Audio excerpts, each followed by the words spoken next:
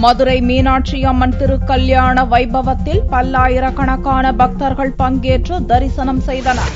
உலக பிரசித்தி பெற்ற மதுரை மீனாட்சி அம்மன் கோவிலில் ஆண்டு முழுவதும் திருவிழா நடைபெறுகிறது. இதில் சித்திரை திருவிழா வெகு விமர்சையாக கொண்டாடப்படுகிறது. இந்த திருவிழாவிற்காக பல்வேறு பகுதிகளைச் சேர்ந்த பக்தர்கள் மதுரை வருகின்றனர். இந்த ஆண்டு திருவிழா கடந்த 1ஆம் தேதி கொடியேற்றத்துடன் துவங்கியது. விழாவின் முக்கிய வைபவமான மீனாட்சி அம்மன் திருக்கல்யாணம் சனிக்கிழமையன்று கோலாகலமாக நடைபெற்றது. கோவில் மேற்கு கோபுரம் அருகே பல வகையான மலர்களால் அமைக்கப்பட்ட திருமண மேடையில் மணமகன் சுந்தரேசுவரர் பிரியாவிடையுடன் எழுந்தருளினார். பின்னர் மணமகள் மீனாட்சி சிறப்பு அலங்காரத்தில் மேடைக்கு வந்தார். இவர்களைத் தொடர்ந்து திருப்பரங்குன்றத்திலிருந்து முருகப்பெருமானும் தெய்வானையும் பவள கனிவாய் பெருமாளும் மணமேடையில் எழுந்தருள இவர்களது முன்னிலையில் திருமண வைபவம் துவங்கியது.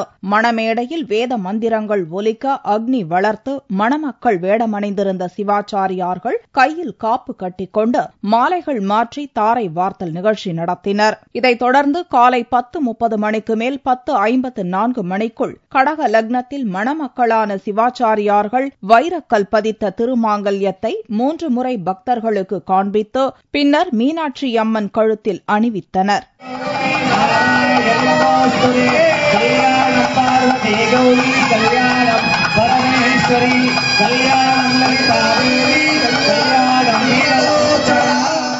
அப்பொழுது திருக்கல்யாணத்தில் கலந்து கொண்ட சுமங்கலி பெண்கள் புதிய திருமாங்கல்யத்தை அணிந்து கொண்டு அம்மனை வழிபட்டனர். மணமக்களான சிவாச்சாரியார்கள் மணமேடையை 3 முறை வலம் வர மணக்கோலத்தில் இருந்த மீனாட்சி சுந்தரேசுவரருக்கு பல வகையான தீபாராதனைகள் காண்பிக்கப்பட்டது. திருக்கல்யாணம் பார்க்கறதுக்காக வந்திருக்கிறோம்.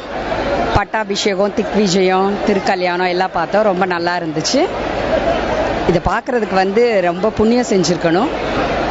நல்ல தரிசனம் நல்ல திவ்யமா கிடைச்சது. ரொம்ப மன நிறைவா இருக்கு. திருக்கல்யாணம் பார்க்க இது 5வது வருஷமா வந்திருக்கேன்.